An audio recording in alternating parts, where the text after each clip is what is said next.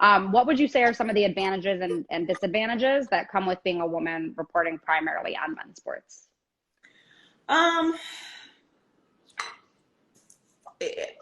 It's kind of hard to explain because I don't really believe in it. Okay.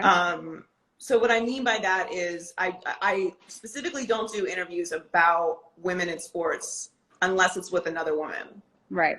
So Okay, if a guy requests to do an interview with me and he wants to talk about women in sports, I'm like, no, thank you, because I don't need to explain why I'm supposed to be here.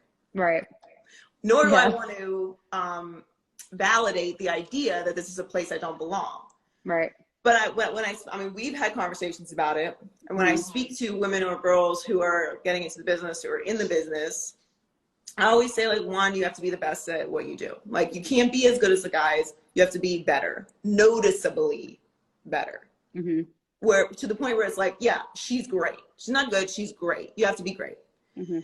And that's the name of the game. And I don't think that's limited to sports. I think it's probably applies to a lot of businesses.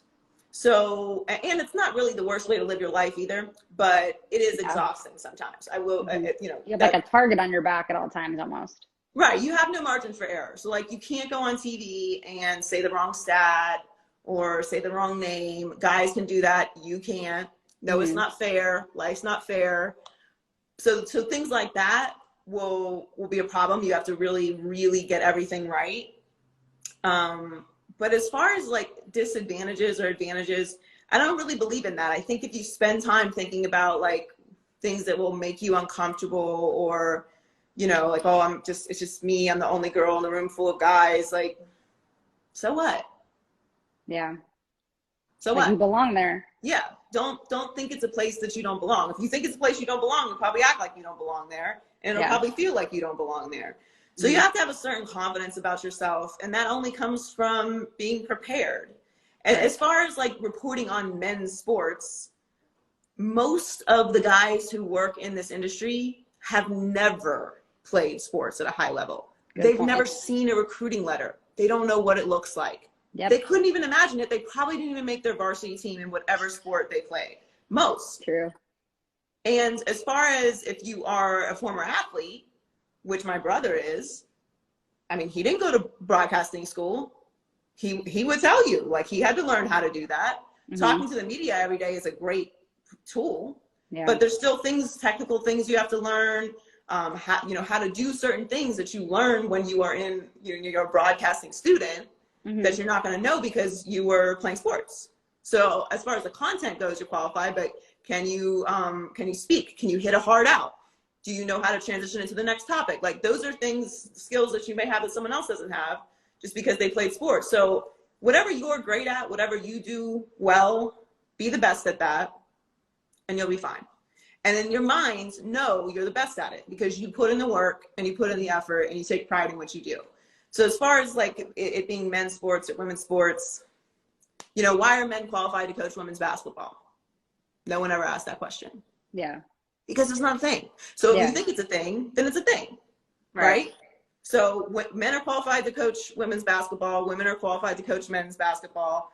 Men who have never played sports at a high level are qualified to talk about men who do play sports at that level. Yeah. Likewise, so are women. And as far as female sports fans goes, if you have eyeballs and you've seen a sporting event, which I'm sure you have if you're a sports fan, then I'm sure you've noticed that occasionally there's a woman in the crowd. And by occasionally I'm being sarcastic, it's every other person. Yeah.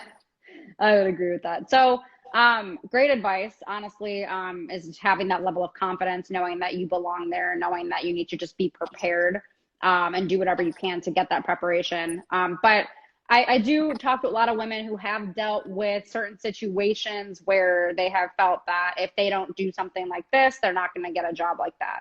Have you ever ran into a situation like that? I know it is like a touchy subject, but I think it's something that needs to sometimes be addressed, just because I do feel for the women who have to deal with that. What would you say to those women who have come across certain men in the industry who make them feel that they have to do something in order to get a job or further their career? You don't. Okay. You don't. Yeah. It's just like any other thing or situation in life. Like, if somebody is putting you in a situation that you feel uncomfortable, then whatever will come from you doing what makes you uncomfortable is not going to be worth it. That's true. because you know what you compromised or what you gave up or gave into in order to get that. Every situation isn't the right situation for you. And if there's a person that, now listen, if someone's being completely out of line and pressuring you in a completely unreal, unprofessional way, you have every right to walk out the door, go straight to the HR department. Don't let anybody stop you, and say whatever you need to say, or do whatever makes you feel comfortable if someone is harassing you to that level. Right. So outside of those, extreme situations where you should always handle it that way, on a more moderate level, okay, but still creepy, but not an extreme situation. You just do what makes you feel comfortable. You know what I'm saying? Like, you don't need to do anything that makes you uncomfortable. You don't need to compromise anything, any value, any principle that you have to get a job or to move on. Trust me, people move out of jobs all the time. That person that's trying to tell you that you need to, go on a date with him or hang out or do whatever, like, come to this party or whatever, you don't feel comfortable. In 6 months, he could be on the other side of the country working for a completely different company. That's true. There are no kings and queens in this business. Everybody, it's a very fluid business. Relationships happen and move around all the time. I'm speaking professionally, like, people from all different parts of the country in the business. So you don't ever have to do something that will make you feel compromised, ever. It's not worth it. It doesn't make any sense. And like, I was just talking about this on The Herd today, because Ethan Strauss wrote his new book about the Warriors. And in the book, it says that the Warriors were going to trade Klay Thompson and Steph Curry to the Pelicans for Chris Paul. And that the trade didn't go through because Chris Paul wasn't going to sign an extension with them after the season. So they didn't want to be in a situation where they didn't get him long term. Right. Can you imagine if that happens? So you get so attached to things that you think you want in life, right? Like, I want this so bad. Like, I want this job. I want this promotion. I want this show, like, I have to have it. It's got to be for me. And that doesn't happen. And you feel like, man, like, what if I had just, done that? Or what, maybe I should have just been more cool about that. And then in the end, you realize it just wasn't for you. There's been jobs and opportunities that I thought this is it. And it doesn't work out. But there's a reason why it doesn't work out. Maybe you won't see it now, but you'll see it in the future.